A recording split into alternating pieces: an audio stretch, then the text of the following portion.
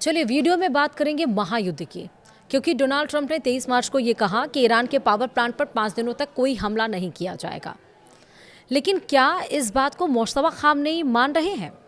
यानी ईरान के supreme leader जो बने हैं नए, मुस्तफा खामनेई अमेरिका से बातचीत को मान गए हैं। अब इसका मतलब ये है कि समझौता हो सकता है।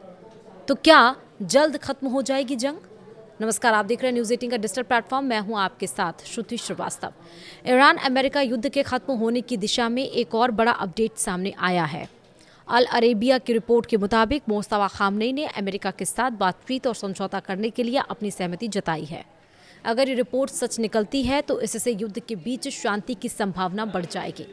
यह जानकारी अल अरेबिया ने इजरायली मीडिया के हवाले से दी है।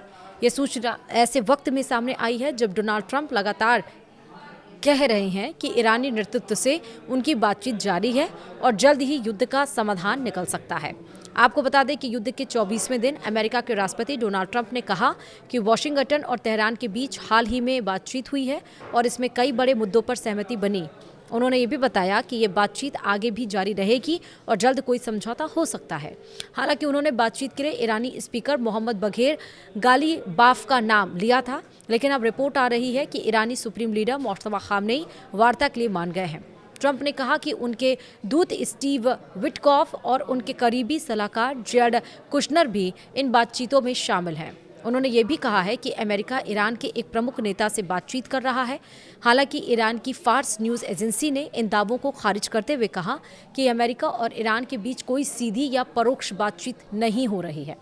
उधर ट्रंप ने दावा किया है कि बातचीत लंबे समय से चल रही है, लेकिन अब यह ज़्यादा गंभीर चरण में पहुंच गई है।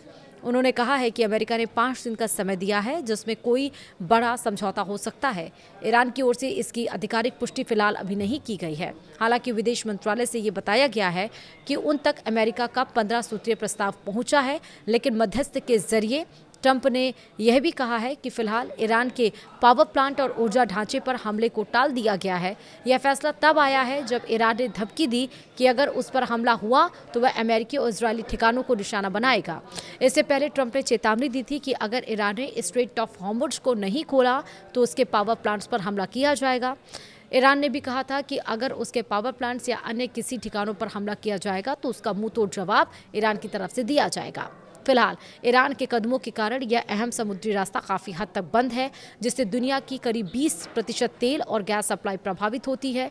28 फरवरी से शुरू हुए इस युद्ध में अब तक 2000 से ज़्यादा लोगों की मौत हो चुकी है और वैश्विक बाजारों में हाहाकार मचा हुआ है, जिसको देखते हुए इसीलिए डोनाल्ड ट्रंप ने अब ईरान के पावर प्लांट पर 5 दिन तक हमला न करने का फैसला लिया है। लेकिन अन्य जगह पर ईरान के इजरायल और अमेरिकी मिसाइलें दागी जा रही हैं।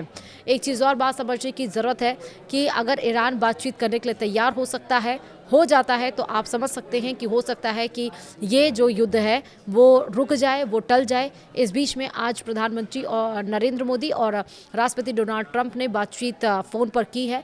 जो पश्चिम एशिया में जो युद्ध छिड़ा हुआ है और जिस तरह से उसका वैश्विक असर देखा जा रहा है तेल, गैस और ऊर्जा क्षेत्रों पर, और आने वाले दिनों में ये तक बता दिया गया है कि 1970 और 2022 से भी बदतर हालात विश्व के हो सकते हैं।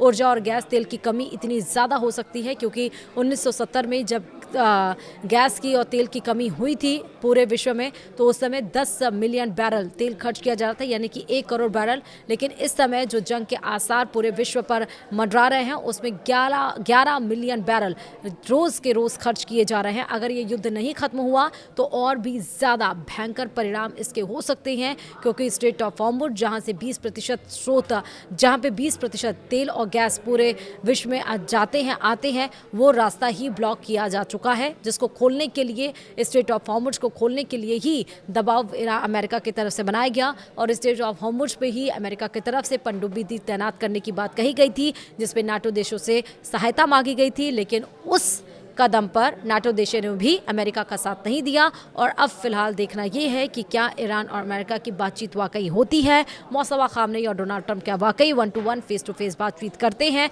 और अगर करते हैं, पहली बात तो करते हैं या नहीं, अगर करते हैं तो किस मुद्दे पर बातचीत करते हैं, क्योंकि बिना शर्त ईरान बातचीत करने के लिए तैयार है, युद्ध रोकने के लिए तैयार है और अमेरिका की कुछ शर्त है जिस पर बातचीत हो रही है। वीडियो में इतना ही। नमस्कार।